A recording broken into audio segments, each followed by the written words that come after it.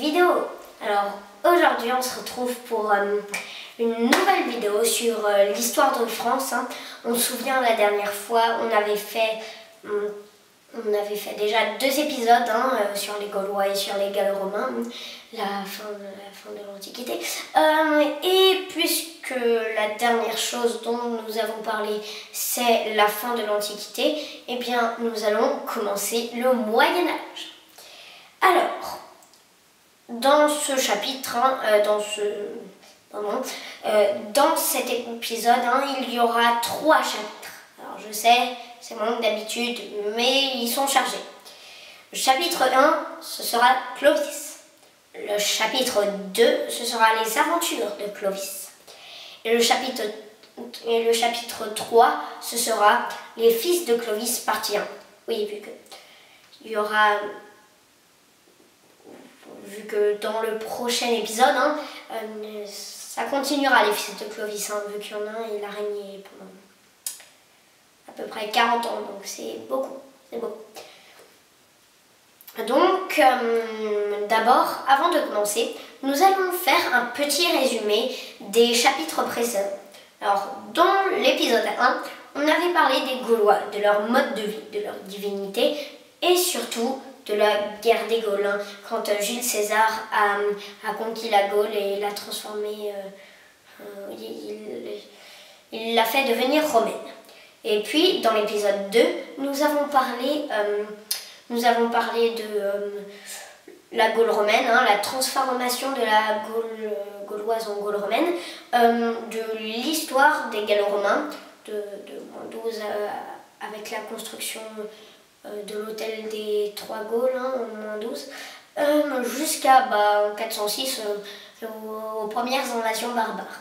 Et donc ensuite on a parlé des barbares jusqu'au 4 septembre 476, date à laquelle Romulus Augustule est déposé.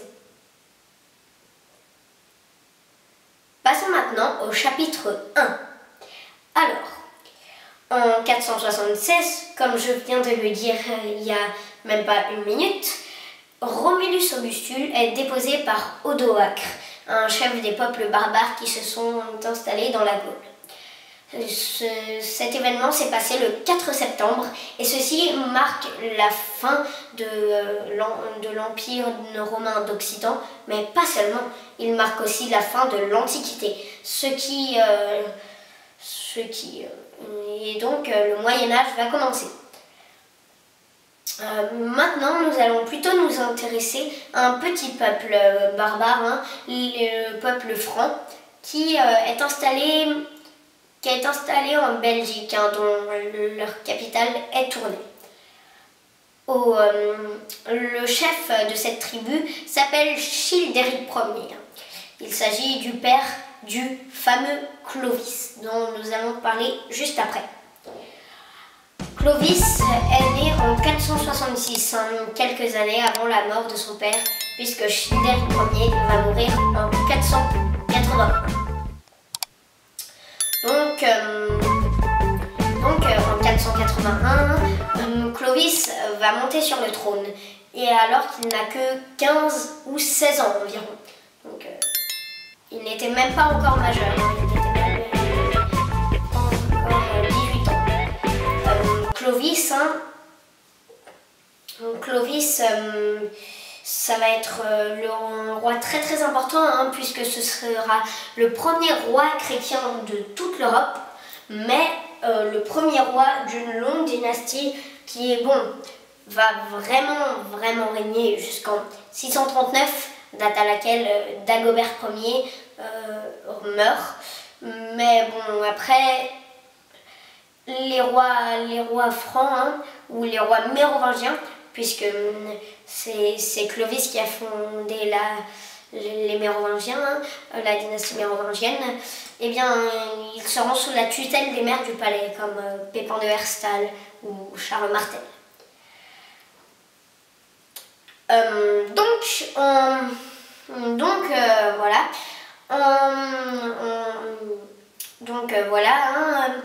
En 511, Clovis va mourir.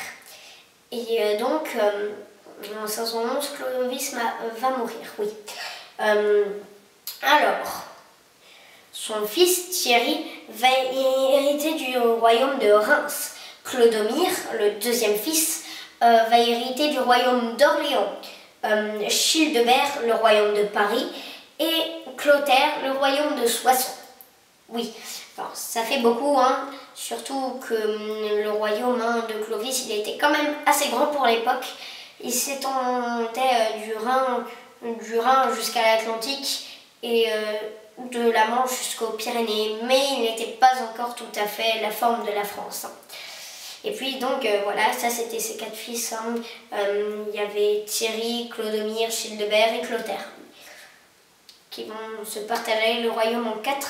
Alors bon, le royaume va se partager en 4, mais même si les frères vont parfois se faire la guerre, le royaume va quand même s'appeler le royaume franc. C'est un royaume, mais morceau. Passons maintenant au chapitre 2, les aventures de Clovis. Alors, voilà. Donc en 486, Clovis, c'était 5 ans après la mort de son père, Clovis va faire une conquête très importante. Il va aller conquérir le royaume de Syagrius, un général romain qui se l'était joué un petit peu solo et qui du coup en Occident. Mais bon, Clovis, il va venir et il va conquérir tout son royaume et il va faire exécuter Syagrius. Ceci se passe en 486. Les affrontements se sont passés à Soissons. Et justement, quand on parle de Soissons, on se dit quelque chose comme le vase de Soissons, n'est-ce pas? Alors, le vase de Soissons, eh bien, il faisait partie du butin gagné lors de la conquête du royaume de Syagrius. Alors, Clovis, lui, il voulait donner ce vase à l'évêque Rémi. Il voulait le donner à l'évêque Rémi. Mais tout le monde accepte, sauf un de ses guerriers qui, lui, il n'est pas d'accord. Du coup, il prend sa Francisque, c'était une hache, oui, et il tape sur le vase qui se casse. Oui.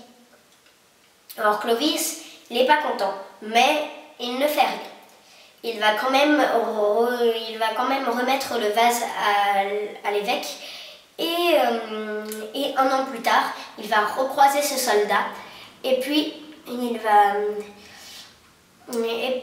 va prendre son épée et lui fendre le crâne avec son épée. Et il va lui chuchoter à l'oreille. C'est ce que tu as fait au vase de Soissons. Réelle légende.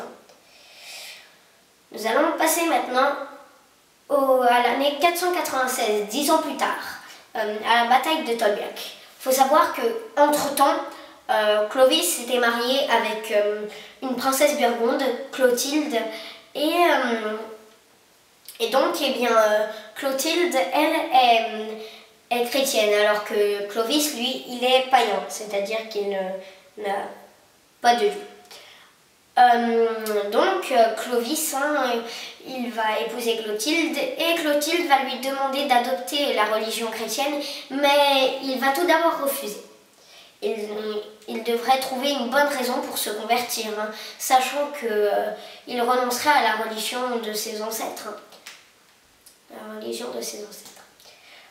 Donc en 496, Clovis va combattre les Allemands à Tolbiac. Alors, la bataille commence et elle tourne mal. Oui, elle tourne mal. Clovis se fait encercler et donc il est sur le point de se faire tuer. C'est alors que Clovis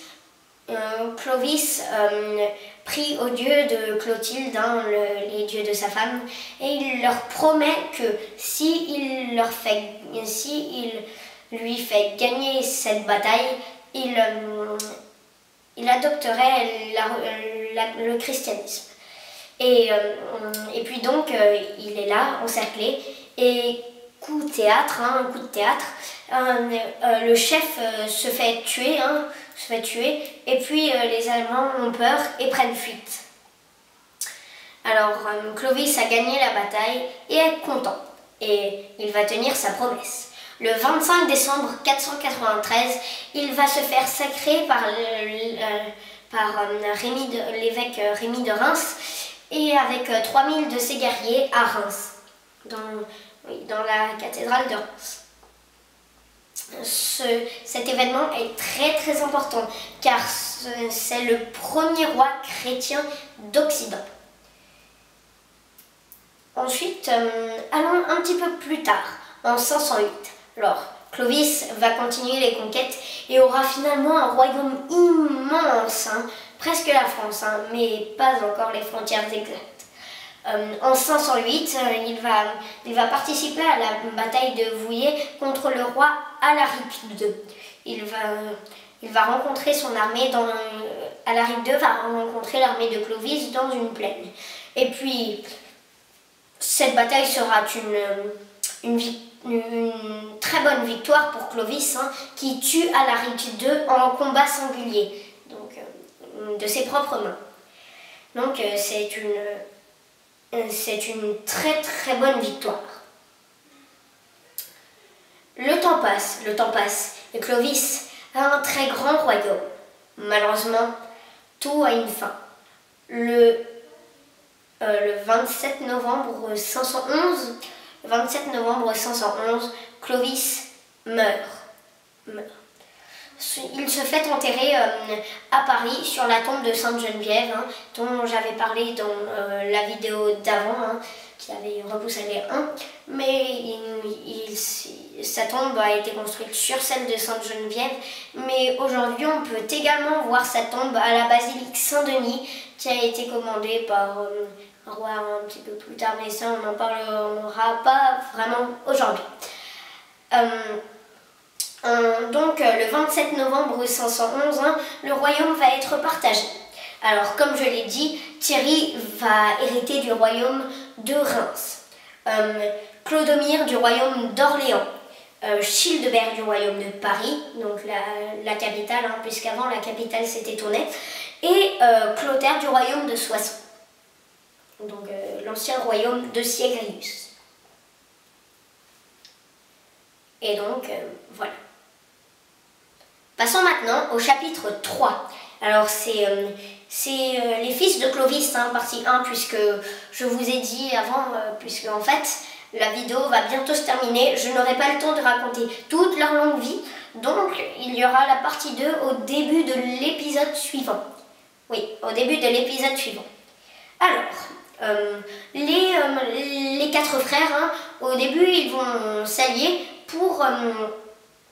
Ils vont s'allier pour conquérir la Burgondie. La Burgondie, oui.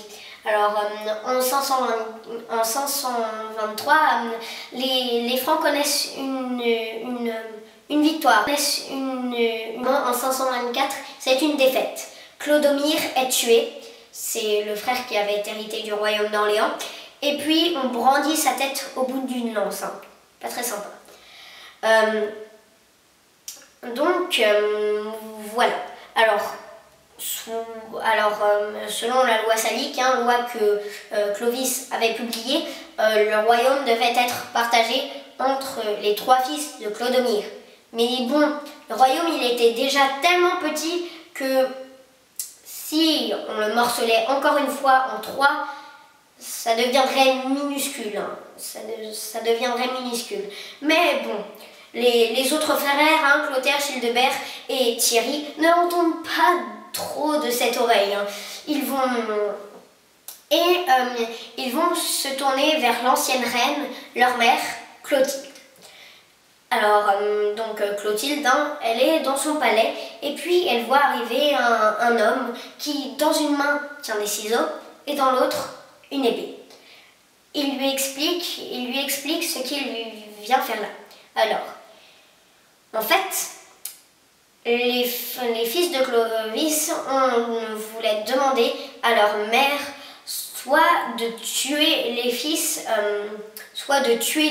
de Clodomir, c'est pour ça qu'il tenait une épée, soit de les tondre, qu'ils aient les cheveux courts.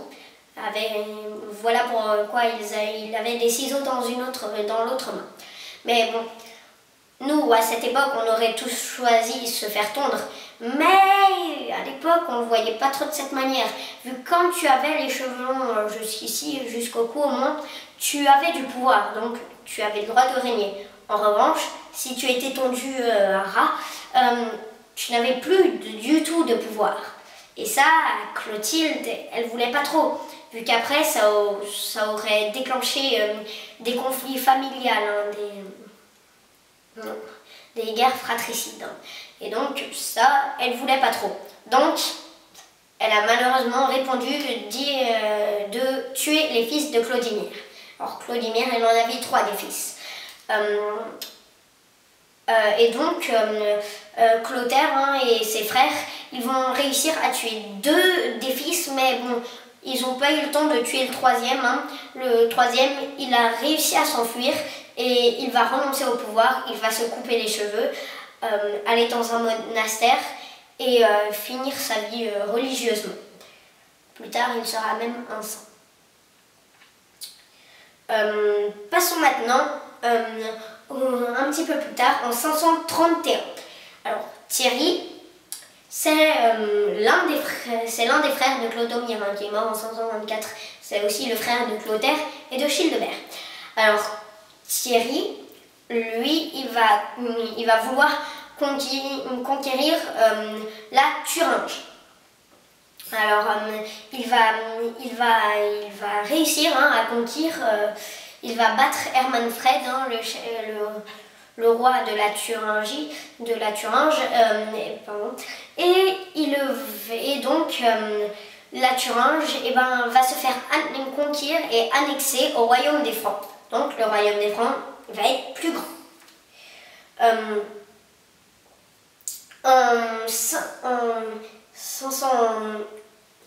En 531, en 534, Tibère, le fils de Thierry, qui n'est pas encore roi, va aller sur les champs de bataille et va conquérir la Burgondie avec l'aide de Childebert. C'est une belle revanche de la défaite de 594 où Clodomir avait été tué. Donc la Burgondie est annexée au royaume des Francs. En 534, peu après la victoire de la Burgondie, Thierry, le père de Tibère, va mourir malheureusement. Son royaume son successeur va donc être Tibère Ier.